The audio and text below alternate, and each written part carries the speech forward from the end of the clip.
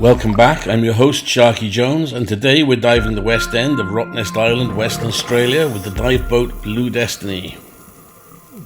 Shark Cave is a large cave at the far west end of Rottnest Island where grey nurse sharks sometimes congregate. The cave is a vast space formed by a large slab of rock with holes in the ceiling with sunbeams shining in. Today, we are first in the cave, with Joey Poole, the owner of Blue Destiny, close behind us.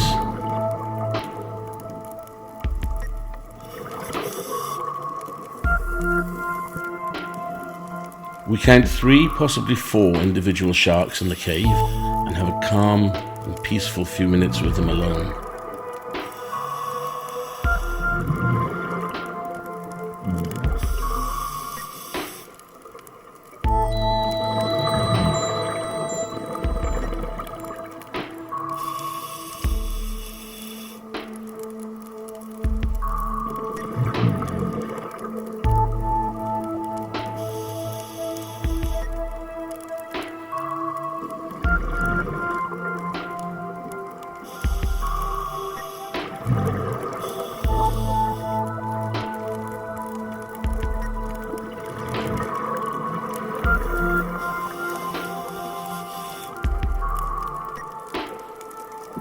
After a while, the advanced open water diver class catches up with us, so we move on up to the top of the cave.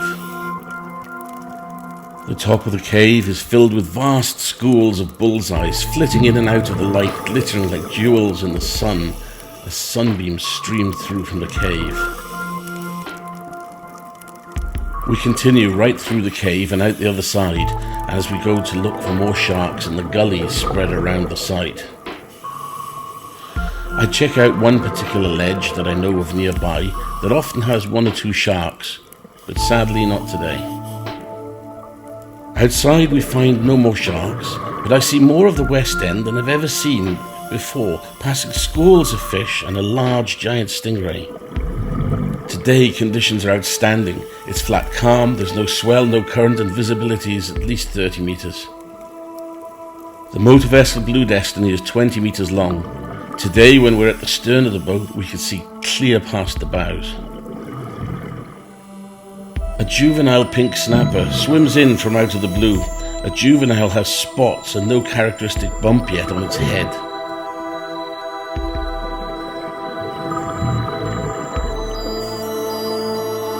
Far in the distance, we spot the advanced open water course as they swim past.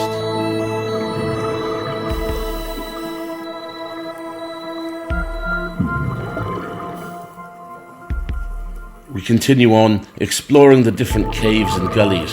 Here, we see a number of small, soft corals and sea fans called gorgonians. A curious foxfish comes up to see us as we explore some of the caves that we found directly under the dive boat.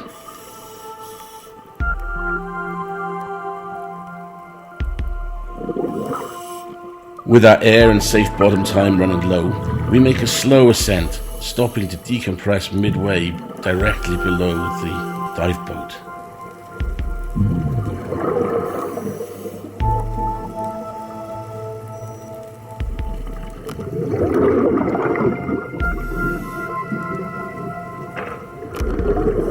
Having stayed at 5 meters for much longer than actually required, and with our air in reserve, reluctantly we head back up to the surface.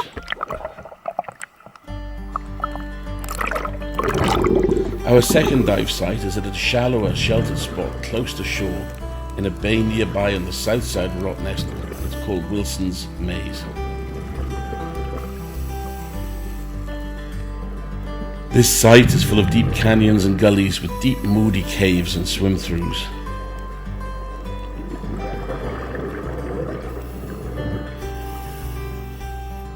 Some of the swim-throughs, however, go beyond normal swim-throughs and verge on cavern or even cave diving. Those holes that are too long and deep to allow for easy, direct escape using our small pony bottles, we avoid. Remember, don't go beyond a simple swim-through unless trained and equipped for overhead environments. Here my buddy would stay close to the entrance and I would go in further to the limit of cavern diving, given that I had an independent air source as well as 3 light sources and had been trained in cavern diving. Sometimes I'd find a cavern that links the 2 canyons in a simple swim through, and then I could call my buddy through to go right ahead as soon as I could see a way out.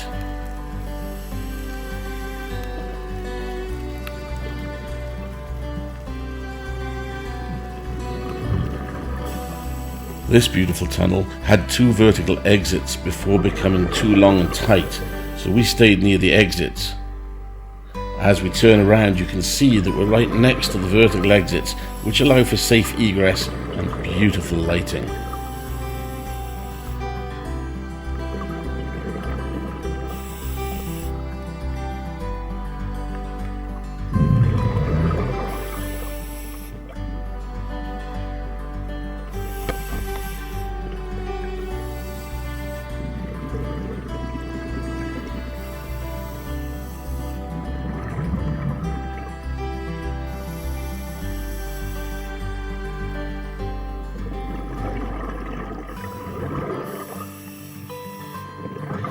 Inside we find a number of crayfish hiding in the holes, but sadly no Wobbegong sharks or Port Jackson sharks. We exit the cave vertically and hang around at the top of the reef under the boat as we decompress, watching the fish. As well as video, I also took a number of still photos on the day. Some of these were compiled into a slideshow for your enjoyment.